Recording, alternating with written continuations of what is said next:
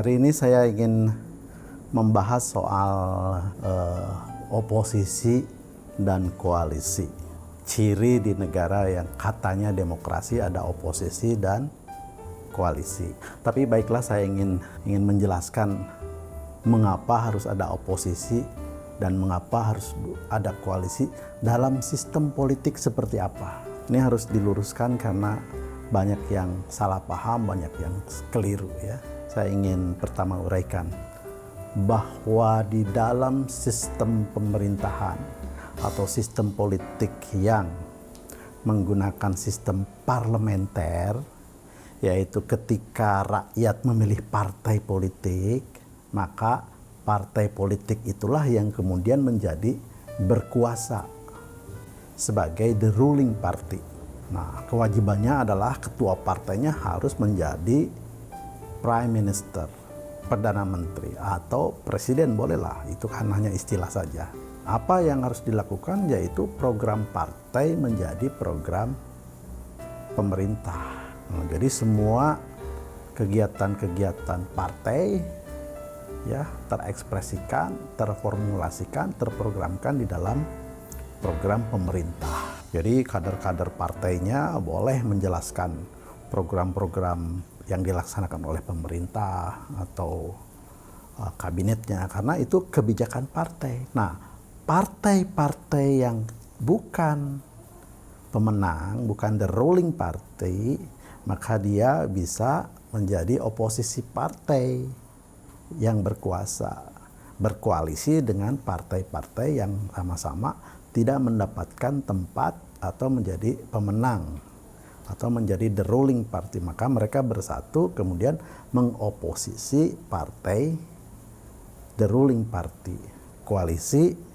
ya, kemudian mengoposisi the ruling party. Nah, itu fatsunnya seperti itu. Jadi dalam sistem politik, dalam sistem parlementer, terjadilah koalisi partai untuk mengoposisi the ruling party. Jadi antara partai dengan partai. Jadi tiap hari berdebat ya, mencari solusi, kemudian mengoreksi the ruling party oleh partai oposisi yang berkoalisi. Itu terjadi di dalam sistem parlementer. Nah, sekarang mari kita lihat bagaimana sistem presidensial. Sistem presidensial itu orang memilih figur. Jadi bukan partai yang dipilih, tapi orang per orang. Jadi partai memilih orang-orang yang pantas dipilih oleh rakyat, kemudian rakyat memilihnya. Itu di dalam sistem presidensial. Jadi yang diwakili oleh seseorang yang dipilih oleh rakyat itu adalah mewakili dirinya sendiri, mewakili konsepnya sendiri, mewakili visinya sendiri, mewakili programnya sendiri. Tidak ada kaitannya dengan partai. Oleh karena itu, di dalam sistem presidensial maka tidak dikenal dengan oposisi. Apalagi berkoalisi mengoposisi orang yang dipilih juga oleh orang ya, oleh rakyat yang jumlahnya lebih banyak. Misalnya presiden itu katakanlah dipilih oleh 120 juta orang.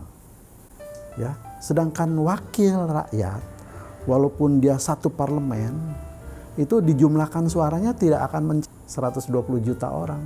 Jadi walaupun dia bersatu, dia tidak bisa menggulingkan eksekutif presiden ya, karena jumlahnya tidak cukup signifikan.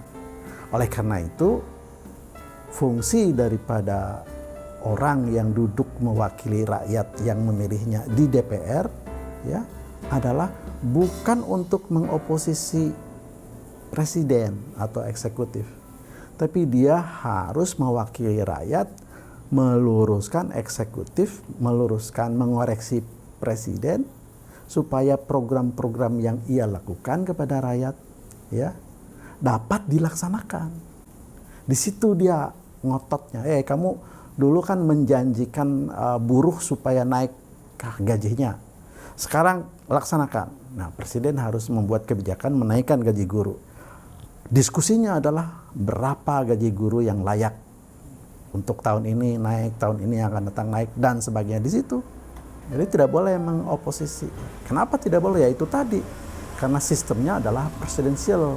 Semua program-program presiden yang dilontarkan pada waktu kampanye sehingga rakyat memilihnya, itulah yang harus dilegitimasi oleh anggota parlemen menjadi APBN, menjadi program kerja pemerintah.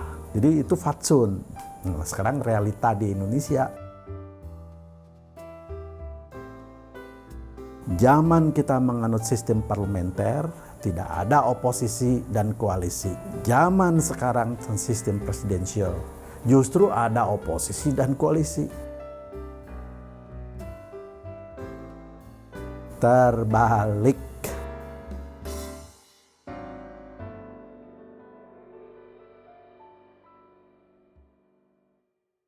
Terima kasih.